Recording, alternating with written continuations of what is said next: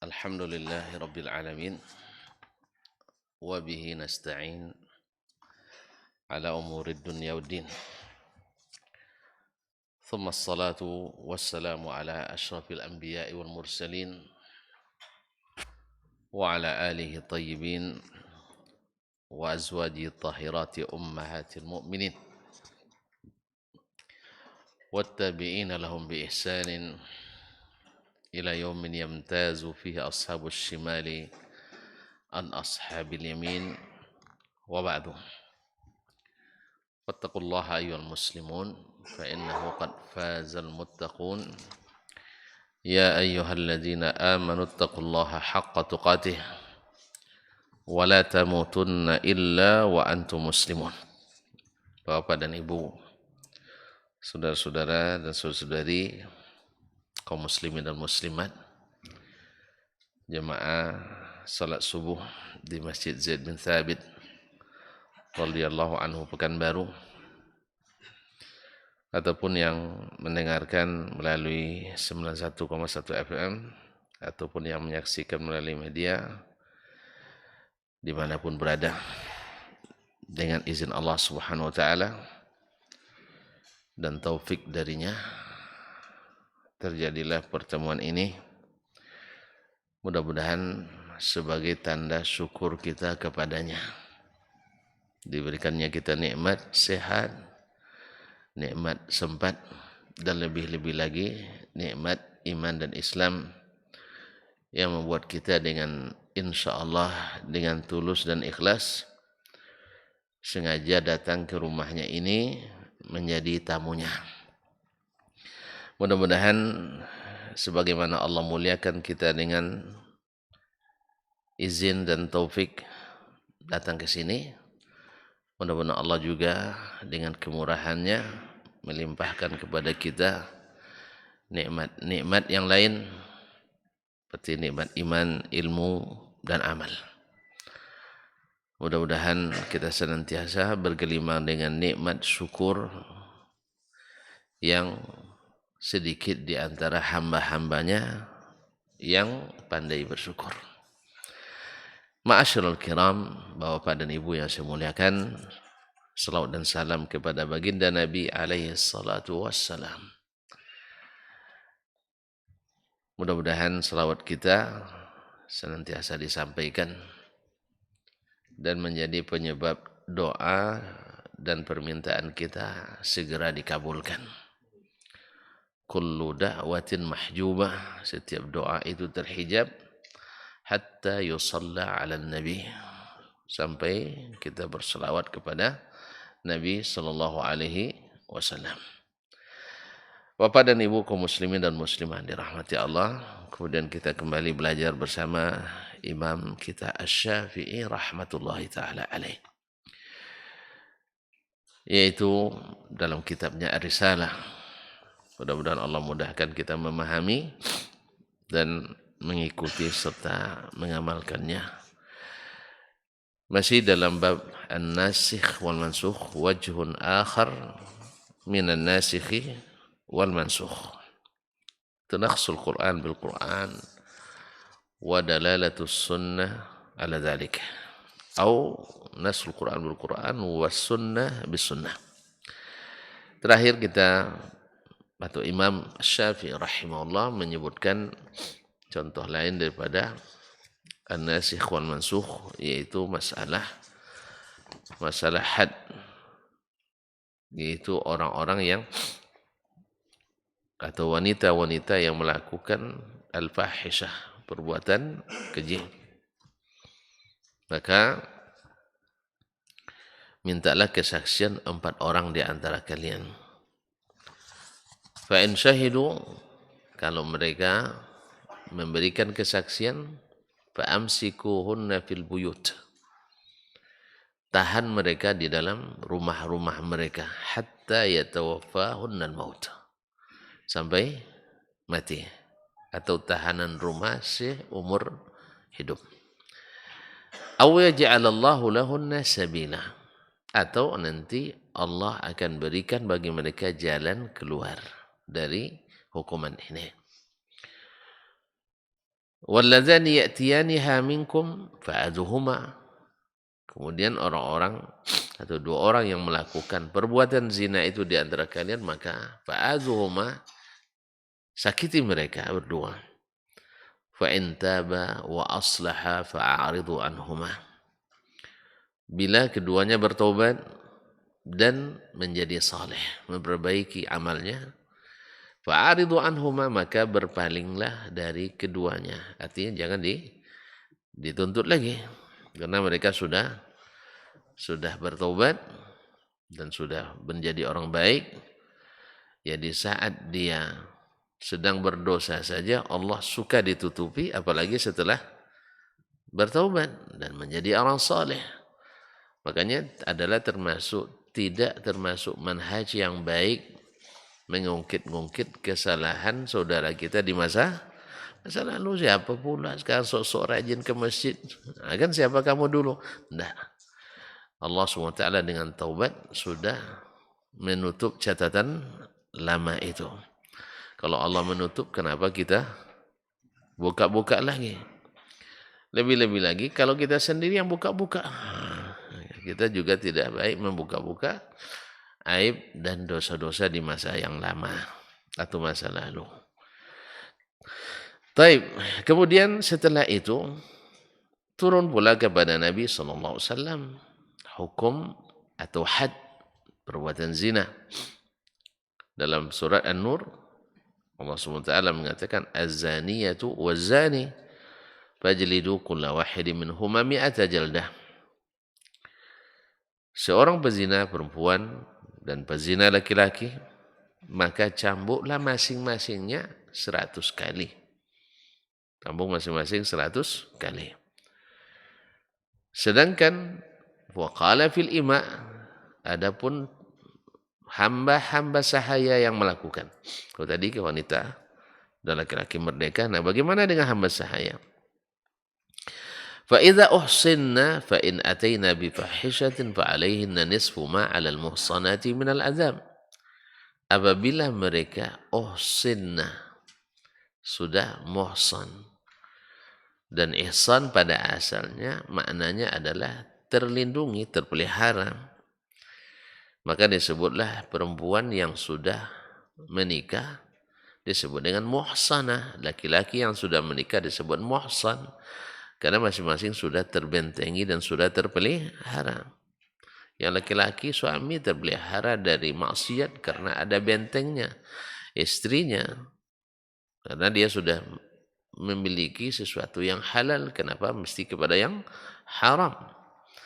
Karena rasa semuanya sama. Hanya syaitan saja yang menghiasinya. Biasa rumput tetangga lebih terlihat hijau dari rumput kita. Sebenarnya yang nama rumput sama rasanya, Pak, cobalah makan. Ya, sama. Cuman kadang-kadang syaitan menghiasinya. Nah, sekarang dia sudah ihsan. Sedangkan dulu hamba sahaya juga digunakan istilah ihsan dengan Islamnya. Dengan Islam juga merupakan benteng baginya.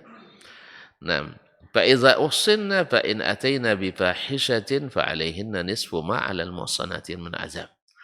Kalau mereka perempuan hamba itu sudah muhsan, artinya Islam di sini, seperti yang dijelaskan atau sudah pernah dijelaskan oleh Imam kita Asy-Syafi'i rahimahullah, فَعَلَيْهِنَّ نِصْفُ مَا عَلَى الْمُحْصَنَاتِ مِنَ الْعَذَابِ. Maka hukumannya setengah dari hukuman wanita-wanita merdeka yang muhsan. Taib, fanusikhal habsu aniz zina. Maka hukum tahanan rumah sampai mati dinasakh. Dinasakh dari para pezina. Wa thabata alaihimul hudud. Dan gantinya yang sabit setelah diamandemen yang lalu ada hukum pengganti, yaitu al-hudud, yaitu had-had. Yaitu hukum yang ditentukan kadarnya oleh Allah Tabaraka wa Ta'ala, disebut dengan had. Had itu artinya batasan. Jadi Allah yang sendiri yang memberikan batasan hukum itu. 100, 80, 50 misalnya, dan seterusnya. Itu namanya disebut dengan had.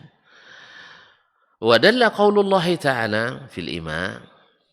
Nah, firman Allah tentang para hamba sahaya. Fa'alaihinna nisfu ma'alal muhsanati minal azam. Maka wajib hukuman bagi mereka, hamba-hamba sahaya itu yang melakukan perbuatan zina, nisfu ma'alal muhsanat. Setengah dari hukuman yang dikenakan kepada wanita-wanita merdeka.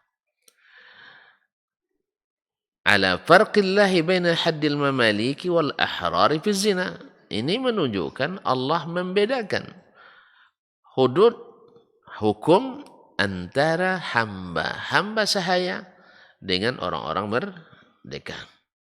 Karena disebutkan setengah. Wa ala anna nisfa la yakunu illa min jald. Dan ini juga menunjukkan secara eksplisit bahwasanya setengah tidak mungkin kecuali dari hukum had yang sifatnya cambuk. Apa sebab? Li'annal jalda bi'adad. Karena hukum cambuk itu ada bilangannya. Kalau ada jumlahnya tentu bisa dibagi dua. Tapi kalau tidak ada jumlahnya, gimana nak dibagi? Tidak ada hadnya. Wala yakunu min rajam. Dan tidak mungkin hukum ini diterapkan setengah dari rajam.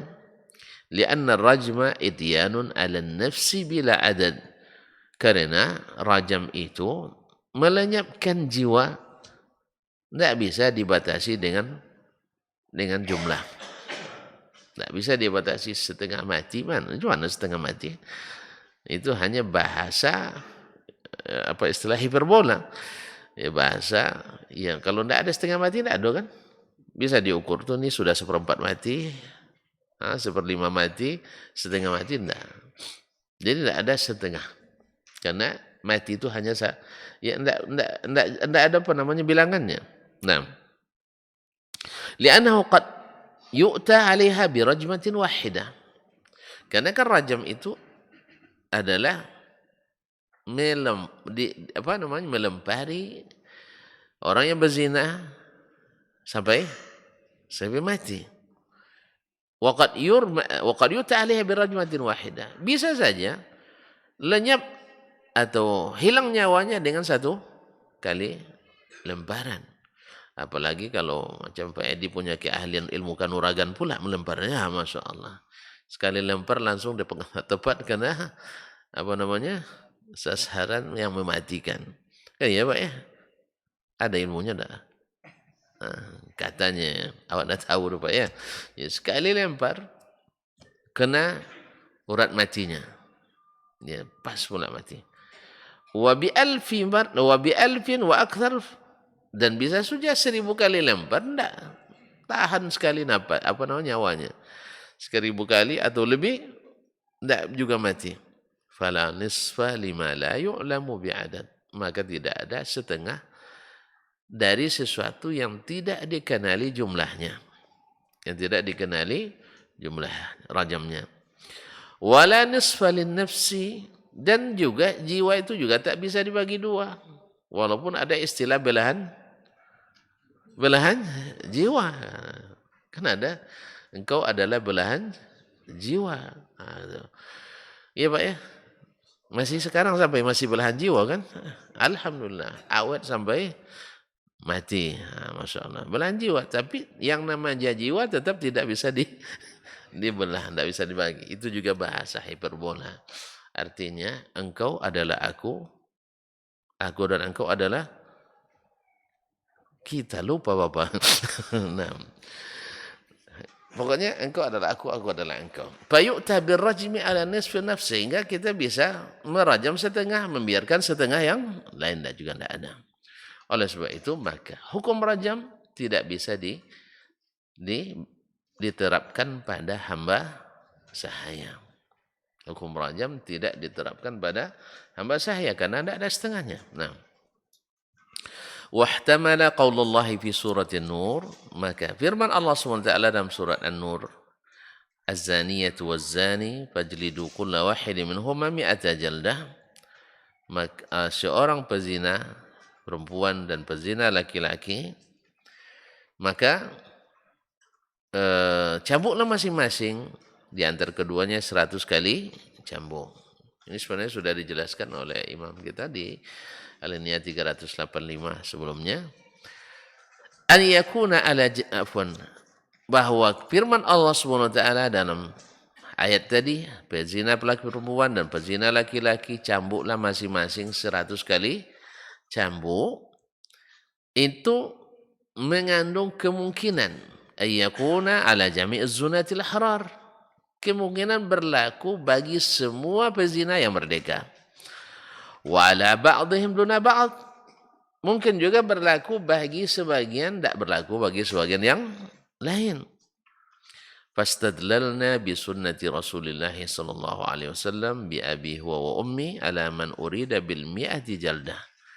Maka sunnah menjadi dalil kita. Sunnah Rasulullah SAW bi abi huwa wa ummi ala man urida bil mi'ati jaldah. Siapa yang dimaksud dapat hukuman 100 kali cambuk itu. Di mana ditemukan istidlalnya? Dalam sunnah Nabi alaihi salatu wassalam. Nah, lalu beliau melanjutkan, akhbarana Abdul Wahhab, telah menceritakan kepada kami Abdul Wahhab. Abdul Wahhab, siapa itu? Imam Wahabi. Nah, ini sikit-sikit Wahabi ini sekarang ini. Abdul Wahhab ibn Abdul Majid As-Saqafi. Abdul Wahhab ibn Abdul Majid As-Saqafi thiqatun an Yunus ibn Ubaid. Dari Yunus ibn Ubaid Al-Basri, masyhur dengan ilmu dan kezuhudannya, seperti gurunya juga, Anil Hasan, dari Al-Hasan ibnu Abil Hasan Abu Sa'id Al-Basri, Hasan Al-Basri, masyhur. Nam an Ubadah bin Samit, dari Ubadah ibn Samit Al-Ansari radhiyallahu taala anhu Al-Ausi, anna Rasulullah sallallahu alaihi wasallam, bahwasanya Rasulullah sallallahu alaihi wasallam qala, bersabda, khudhu anni qad ja'alallahu lahunna sabila. Ya, ambil dari saya qad ja'alallahu lahunna sabila, Allah telah memberikan jalan keluar bagi mereka, maksudnya wanita-wanita yang berzina itu, sabila, jalan yang lain dari hukuman sebelumnya. Hukuman sebelumnya apa kemarin? Tahanan rumah seumur hidup. Awak hidup tapi tak bebas, sakitnya tuh. Nah, maka diberikan Allah Subhanahu wa taala hukuman pengganti atau dinasakh. Al-bikru bil bikri jaldu mi'ah wa taghribu 'am. Yang berzina, perjaka dengan apa lawannya perjaka? Yang masih perawan ya. Nah, perjaka dengan anak dara itu cambuk 100 kali dan diasingkan dari negeri 100 tahun. Ya, cambuk 100 kali untuk dirasakan betapa sakitnya ya azab itu di dunia saja. Azabnya luar biasa, apalagi di akhirat. Kemudian wa taghribu 'am, diasingkan selama setahun. Ini juga ada tergantung hikmah di dalamnya. Satu, menjauhkan satu sama lain. Yang kedua, ya menghilangkan rasa malu kepada orang-orang yang tinggal di tempat dia dihukum. Ya. Yang ketiga, memberikan kesempatan dia untuk membaikkan, mensolehkan dirinya. Maka diasingkan selama satu tahun. Kita kadang-kadang perlu diterapi dengan itu. Kalau masih di kelompok yang sama, di geng yang sama, kambuh lagi, Pak. Makanya kadang-kadang banyak yang masuk penjara dikelompokkan pula sama-sama bandar narkoba. Akhirnya dari dalam penjara mengendalikan narkoba. Ya pejudi demikian juga masuk dalam penjara jadi bandar judi dia. Makanya sebenarnya hukuman penjara bukan hukuman. Dia hanya sebagai terapi. Hukuman bukan penjara seharusnya. Hukuman itu ada seperti yang diterapkan tadi. Ma'asyiral kiram dirahmati Allah. Kedua, penjara itu membebani anggaran negara. Daripada di penjara lebih baik dibayarkan aja. Nah, ma'asyiral kiram dirahmati Allah. Wasayyibu bisayyibi jaldu mi'atin warrajam. Sedangkan as-sayyib yang sudah pernah menikah berzina pula dengan yang sudah pernah menikah atau yang belum pernah menikah. Yang penting masalahnya yang sudah pernah menikah atau melakukan hubungan dengan sah syar'i, na'am, jaldu mi'atin warrajam, yaitu dicambuk 100 dan dirajam. Ini apa dicambuk lagi atau tidak nanti masalah yang dikhilafkan di antara ulama. Qala fadalla qawlu Rasulillah sallallahu alaihi wasallam, berkata Imam Asy-Syafi'i rahimahullah, maka sabda Rasulullah sallallahu alaihi wasallam, qad ja'alallahu lahunna sabila. Allah telah menjadikan jalan keluar dari hukuman tadi, ala anna hadza awwalu ma hudda bihi zunan, bahwa ini adalah awal sekali had diturunkan bagi para pezina. Lianna Allah yaqul, karena Allah SWT di ayat sebelumnya yaqul berfirman hatta yatawaffahunal mautu, sampai mati, au yaj'alallahu lahunna sabila, atau Allah beri jalan keluar dari hukum itu. Berarti hukum cambuk atau hukum hadis Nabi SAW yang mengatakan khudhu anni qad ja'alallahu lahunna sabila, ini adalah yang pertama turun berkenaan dengan had pezina. Sebelumnya hukumannya adalah ditahan sampai mati dan disakiti di rumahnya. Thumma rajama Rasulullah sallallahu alaihi wasallam ma'izan wa lam yajlidhu. Nah, tadi kan dia di dalamnya ada jaldu mi'atin warrajam. Dicambuk 100 kali dan dirajam. Dikumpulkan dua hukum dalam hadis tadi. Thumma rajama Rasulullah sallallahu alaihi wasallam ma'izan wa lam yajlidhu. Kemudian Rasulullah sallallahu alaihi wasallam menghukum rajam Ma'iz, seorang sahabat yang bernama Ma'iz Al-Ghamidi, walam yajlidhu, dan tidak meletakkan cambuk baginya. Ini kan Ma'iz ini datang ke Nabi sallallahu alaihi wasallam, ya Rasulullah, halaktu, saya binasa. Kenapa? Zina itu, saya berzina, katanya. Nabi menoleh, memalingkan mukanya ke sebelah kiri. Dia datang pula lagi ke situ, ya Rasulullah, tahir nih, bersihkan saya. Nabi berpaling lagi supaya dia mencabut laporannya sendiri, karena tidak boleh polisi yang bilang cabut laporan, dah. Jadi dia harus sendiri sebenarnya. Nah, sampai 3 kali Nabi bilang, la'allaka ghamazta, jangan-jangan kamu hanya sekedar meraba gitu, sekedar menyentuh, atau qabbalta, atau kamu hanya sekedar mencium. Kata dia, la ya Rasulullah, wa qad fa'altu biha ma fa'ala ar-rajulu bimra'atihi. Saya telah melakukan apa yang dilakukan oleh seorang suami terhadap istrinya. Subhanallah. Akhirnya Nabi SAW mencari lagi, jangan-jangan ini orang sudah berubah pikiran, ya kan? Atau sedang mabuk. Maka tanyalah ke orang-orang yang kenal dengannya, hal bihi junun, ini orang gila atau bukan? Ada penyakit berubah pikiran atau tidak? Jawab mereka enggak.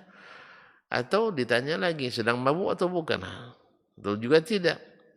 Akhirnya Nabi SAW mencari segala syubhat supaya hukum ini hindari. Jadi kaum muslimin jangan salah paham. Hukum ini sedapat mungkin jangan sampai diterapkan. Apalagi rajam ini. Apalagi rajam. Makanya saya sering mengikuti sidang orang-orang yang melibatkan orang Indonesia di pemahkamah di Madinah, termasuk juga di kejaksaan tingginya. Rata-rata qadhi itu mengarahkan orang ini untuk tidak mengakui perbuatannya. Tentu saja yang bilang jangan ngaku ya, bukan gitu. Nah, dengan menanyakan begini-begini diarahkan supaya hukum ini dihindari. Jadi bukan maksudnya menghindari hukum Allah, tidak. So kalau sudah menjadi ketetapan hukum tetap, dah ingkrah dia, sudah menjadi keputusan qadhi, tidak ada kata maaf lagi. Maka sebelum ada keputusan, maka harus benar-benar ini. Nah, sebagian ditanya oleh qadhinya, kamu paham tidak kalau melakukan ini hukumnya ini? Ya.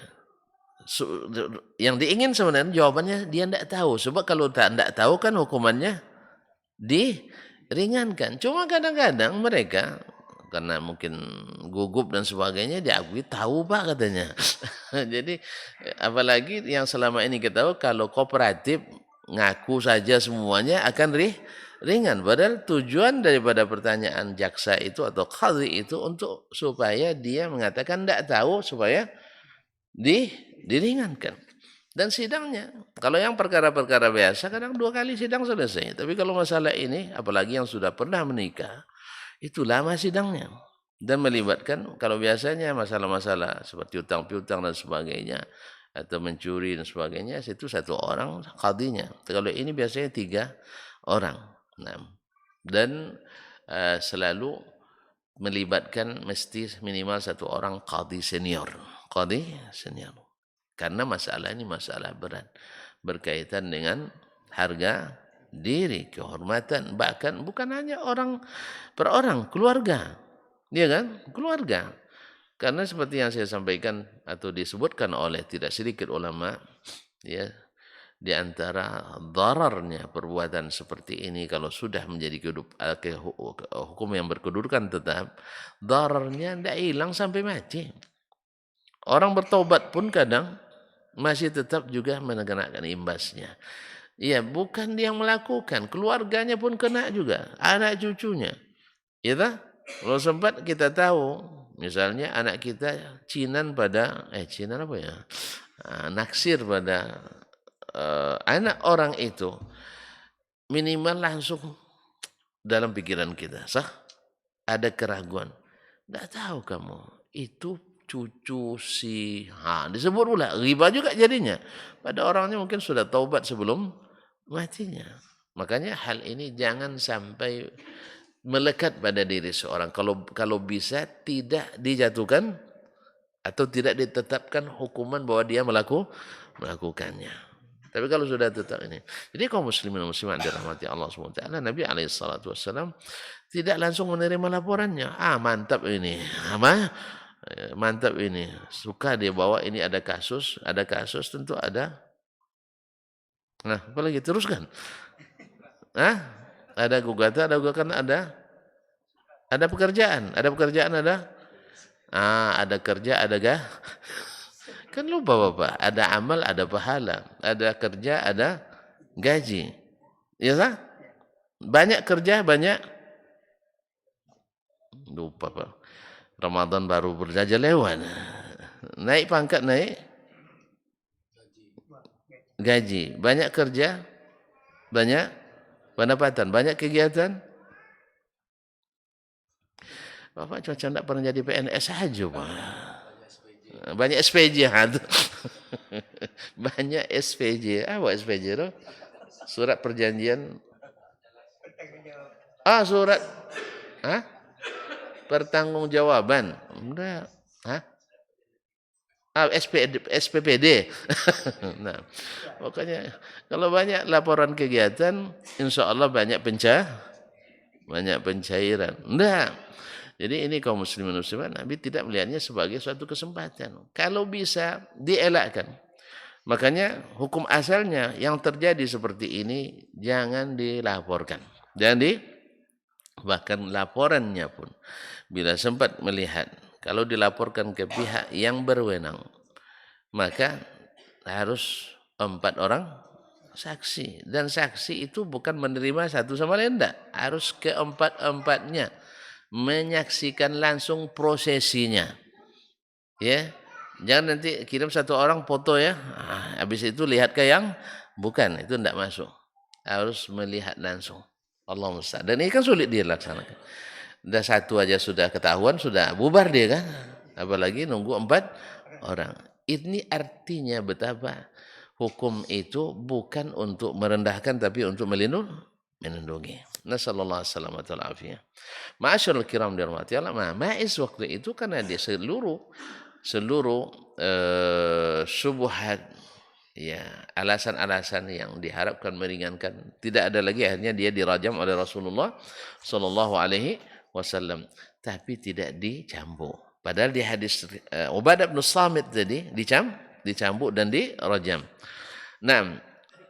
Thumma raja'a Rasulullah SAW ma'izan wa lam yajlidhu. Kemudian Rasulullah SAW merajam Ma'iz dan tidak menjilidnya. Wa imra'at al-aslami wa lam yajlidha. Dan istri al-aslami, seorang Uwaimir al-aslami, ya, juga tidak dijilidnya. Kan kisahnya sudah disebutkan kemarin bahwa seorang laki-laki punya anak yang bekerja dengan seseorang.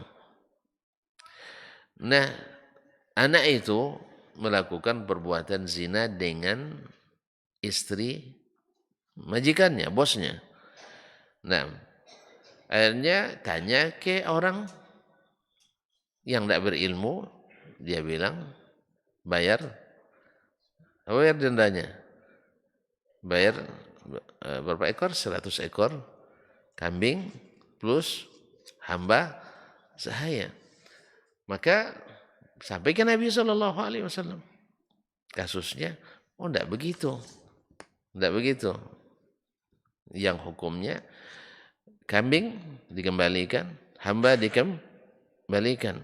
Nah, anaknya karena masih bujang dapat hukuman 100 kali cambuk. Lalu Nabi mengirim Unais al-Aslami untuk bertanya ke istri orang tadi.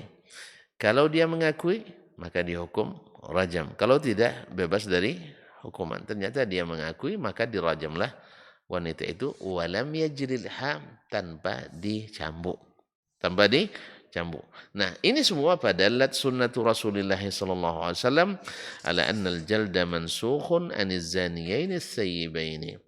Ini menunjukkan pula bahwasanya hukum cambuk dinasakh dari pezina yang sudah pernah menikah karena sudah dirajam. Untuk apa lagi dicambuk? Ya Pak ya? Maka tidak dikumpulkan antara hukum cambuk dengan hukum rajam. Qala wa lam yakun bainal ahrari fi zina farqun. Kemudian Imam Syafi'i rahimahullah mengatakan tidak ada perbedaan antara yang merdeka ketika berzina illa bil ihsani bin nikahi wa khilafil ihsani bihi. Keberbedaannya adalah ihsan, yaitu terbentengi dengan nikah atau tanpa, atau yang belum menikah. Jadi perbedaan antara yang merdeka, sesama merdeka, hanya dari sisi dia sudah pernah menikah atau belum pernah menikah. Maka ihsan bagi orang-orang merdeka adalah menikah. Sedangkan ihsan bagi hamba sahaya adalah dengan Islamnya. Ma'asyiral kiram dirahmati Allah SWT. Tidak ada perbedaan sesama yang merdeka bila melakukan perbuatan zina kecuali dari sisi ihsan. Kalau dia sudah pernah menikah atau muhsan, maka hukumnya rajam. Kalau belum pernah menikah, maka hukumnya cambuk 100 kali dan diasingkan setahun. Nah, kisah ini terjadi di kisah tadi, Imra'atul Aslami tadi. Nah, di mana Nabi SAW membedakan antara pelaku yang laki-laki, yaitu yang masih bujang, dengan pelaku yang perempuan yang sudah bersuami. Maka yang bujang dicambuk dan diasingkan setahun, sedangkan yang perempuan dirajam sampai mati. Wa iskana qaulun Nabi sallallahu alaihi wasallam qad ja'ala Allahu lahunna sabila.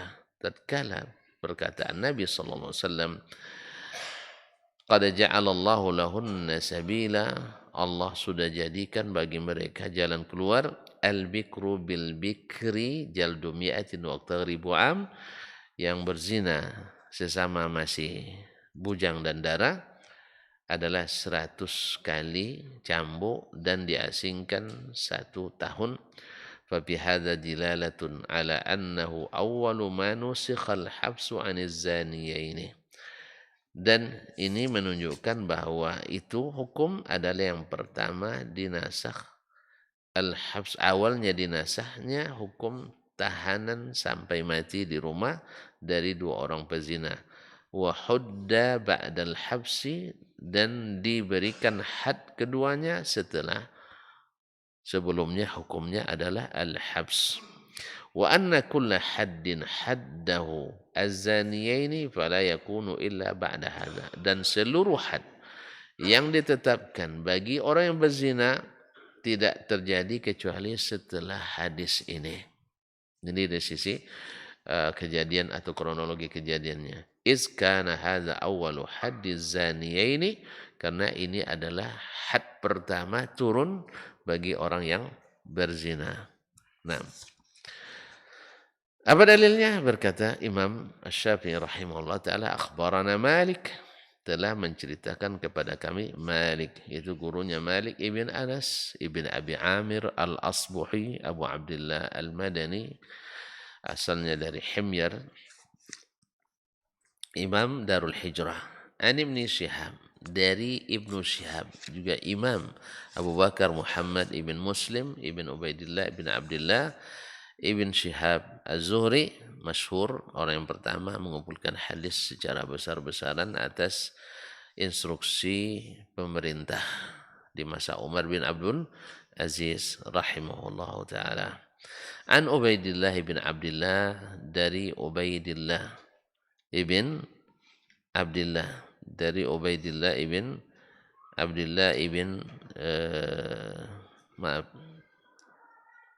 Ubaidullah bin Abdullah ibn Utbah ibn Abi bin Mas'ud radhiyallahu an Abi Hurairah, dari Abu Hurairah radhiyallahu anhu, wa Zaid ibn Khalid, dan Zaid ibn Khalid al-Juhani. Abu Hurairah masyhur, sahabat yang paling banyak rekan hadis dari Nabi. Wa Zaid ibn Khalid huwa al-Juhani, yaitu terkenal dengan riwayatnya tentang salat tarawihnya Rasulullah sallallahu alaihi wasallam. Annahuma akhbarahu, bahwa keduanya menceritakan kepadanya. Kepada siapa? Ibnu Syihab. Anna rajulaini ikhtasama ila Rasulillah sallallahu alaihi wasallam, bahwa 2 orang laki-laki berkasus, mengadukan kasusnya kepada Rasulullah sallallahu alaihi wasallam, berselisih.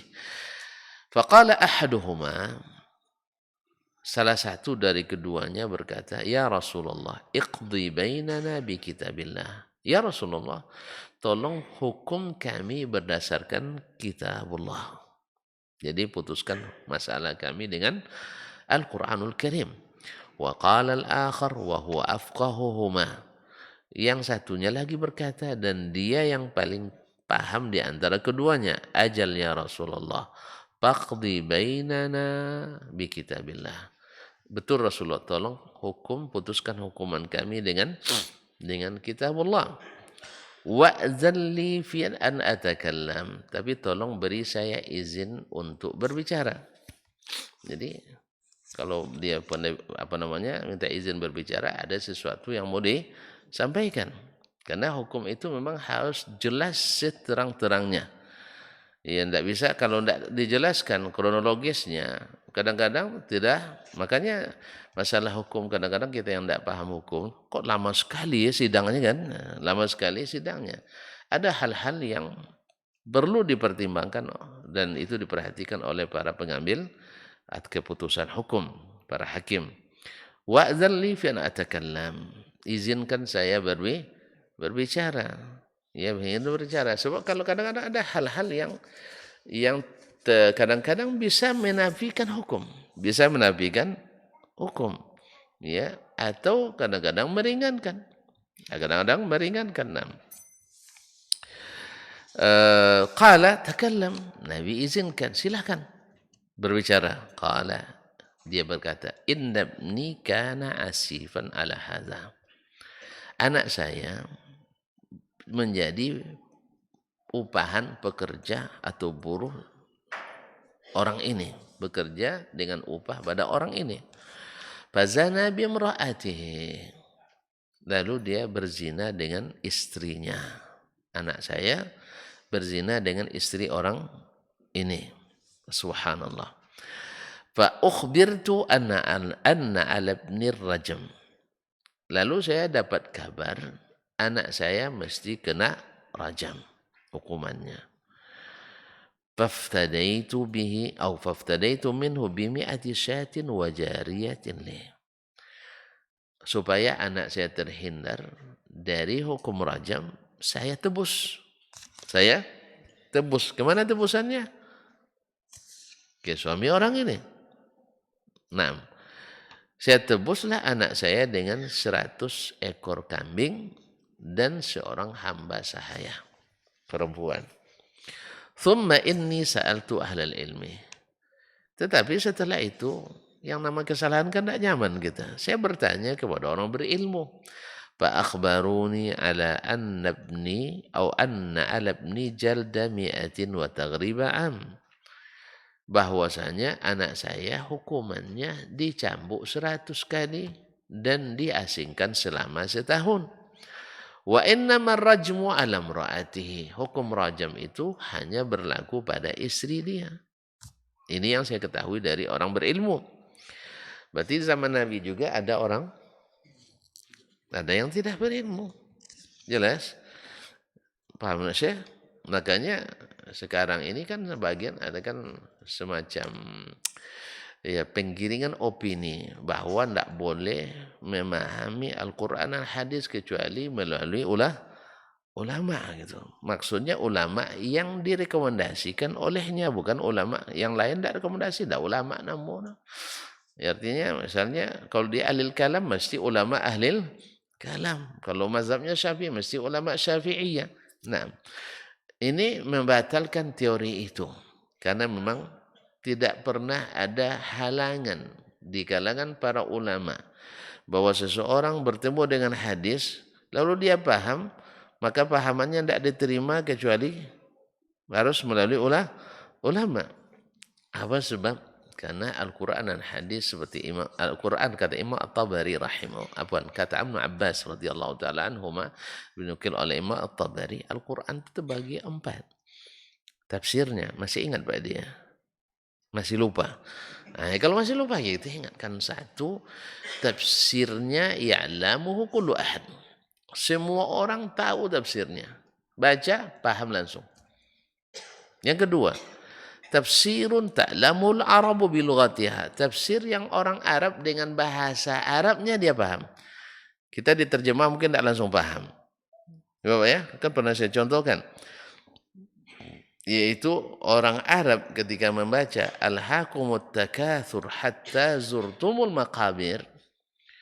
Kalian dilalaikan oleh takatsur, berlomba-lomba mengumpulkan yang terbanyak dari kemauan duniawi.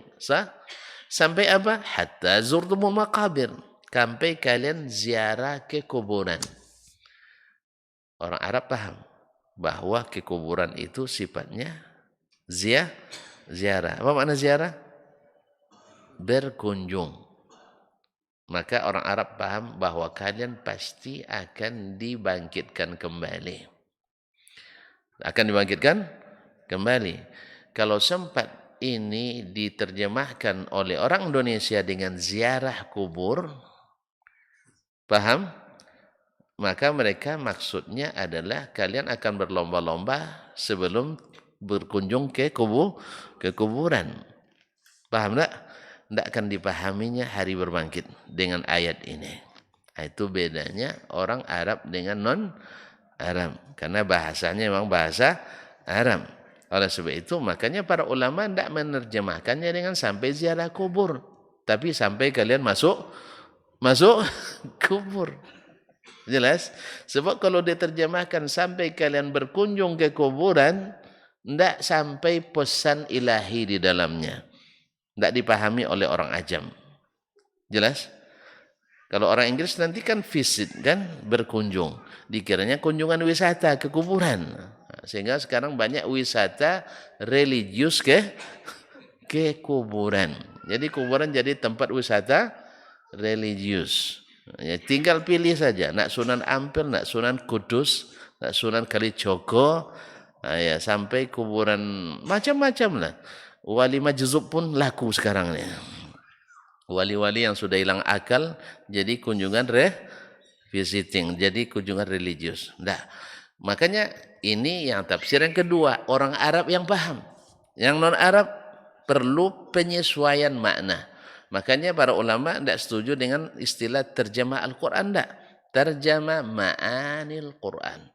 Terjemah makna Al-Quran. Karena Al-Quran tidak bisa diterjemahkan. Al-Quran tidak bisa diterjemahkan. Sebab kalau diterjemahkan secara bahasa aslinya, orang lain tidak paham.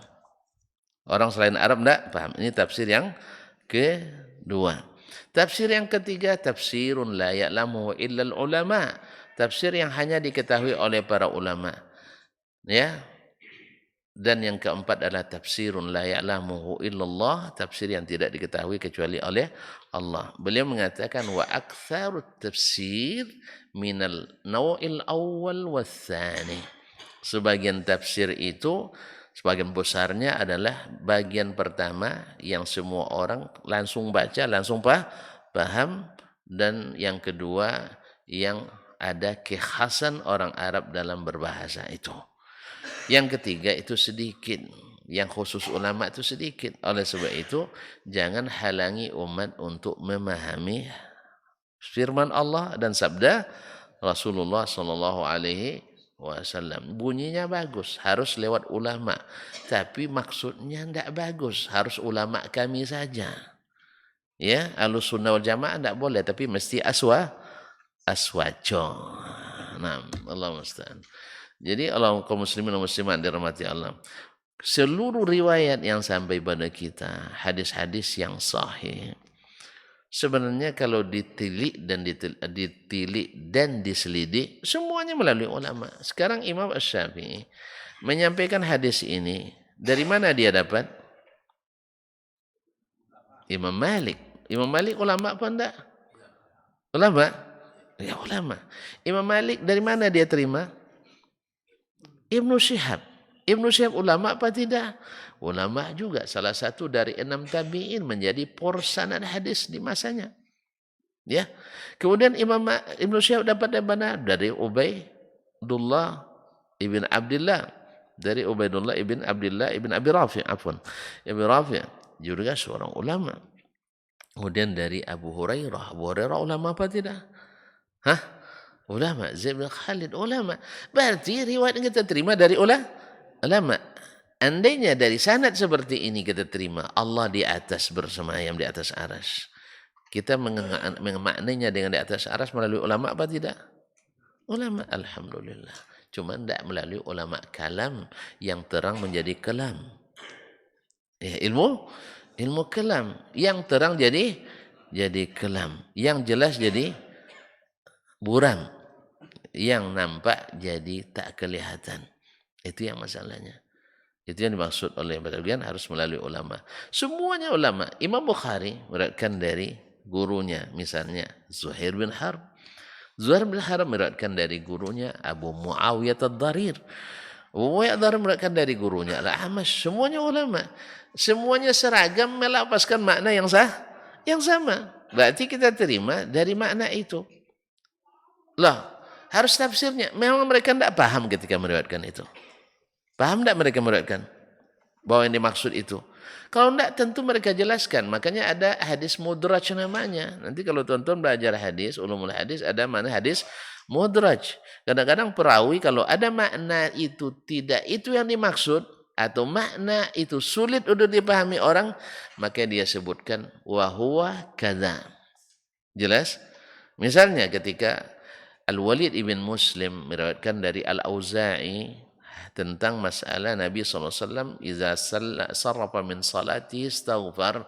Nabi SAW apabila selesai salat salam, maksudnya dia beristighfar. Nah, istighfar ini kan mujmal ini. Masalahnya bagaimana istighfar? Maka Al-Walid bin Muslim rawi dari Al-Auza'i mengatakan kaifal istighfar ya Aba Amr? Bagaimana istighfar itu? Dia katakan yaqul astaghfirullah astaghfirullah astaghfirullah. Nah, kalaulah masalah istighfar minta ditafsirkan, bagaimana dengan masalah sifat Allah Tabaraka. Maka ketika mereka tidak tafsirkan, berarti itulah tafsirnya. Seperti kata Imam Sufyan Ats-Tsauri, berkata Abdurrahman ibn Mahdi dan selainnya, bahwa ayatus sifat wal ahadithus sifat qira'atuha tafsiruha. Membacanya itulah tafsirnya. Lalu ulama? Iya, melalui ulama. Jelas?